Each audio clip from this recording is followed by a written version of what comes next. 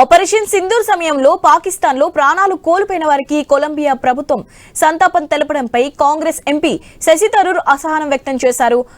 ఉగ్రవాదంపై పాకిస్తాన్ అనుసరిస్తున్న విధానాన్ని ఎండగట్టేందుకు భారత ఎంపీల బృందాలు పలు దేశాల్లో పర్యటిస్తున్నాయి. ఒక బృందానికి నేతృత్వం వహిస్తున్న శశి థరూర్ టీం ప్రస్తుతం కొలంబియాకు వెళ్లింది. అక్కడ ఈ వ్యాఖ్యలు చేశారు శశి థరూర్. ఉగ్రవాద దాడుల బాధితులపై సానుభూతి వ్యక్తపరచకుండా భారత్ దాడుల తర్వాత పాక్ లో ప్రాణాలు కోల్పోయిన వారికి కొలంబియా ప్రభుత్వం సంతాపం తెలపడం తమ నిరాశపరిచిందన్నారు. ఆత్మరక్షణ హక్కును మాత్రమే భారత్ వినియోగించుకుందన్నారు. ఆపరేషన్ సింధూర్ కు దారితీసిన పరిస్థితుల గురించి కొలంబియా అధికారులతో వివరంగా మాట్లాడేందుకు సిద్ధంగా ఉన్నట్లు చెప్పారు.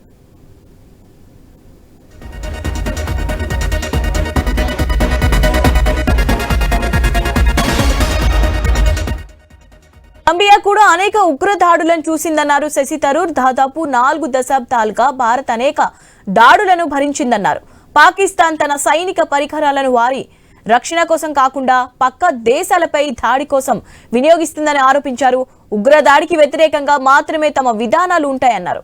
పహల్గామ్ దాడి వెనుక పాక్ ప్రయోజిత ఉగ్రవాదం ఉందనడానికి భారత్ వద్ద ఖచ్చితమైన ఆధారాలున్నాయని థరూర్ వెల్లడించారు. పాక్ లోని మొత్తం రక్షణ పరికరాల్లో 81% చైనా నుంచి అందుతున్నవేనని తెలిపారు ఆయన. The reaction of the Colombian government, which apparently expressed heartfelt condolences on the loss of lives in Pakistan after the Indian strikes, rather than sympathizing with the victims of terrorism. We will say to our friends in Colombia, there can be no equivalence between those who dispatch terrorists and those who resist them. There can be no equivalence between those who attack and those who defend. We are only exercising our right of self-defense, and if there is any misunderstanding here on this score, we are here to dispel any such misunderstanding. In the reaction of the Colombian government, which apparently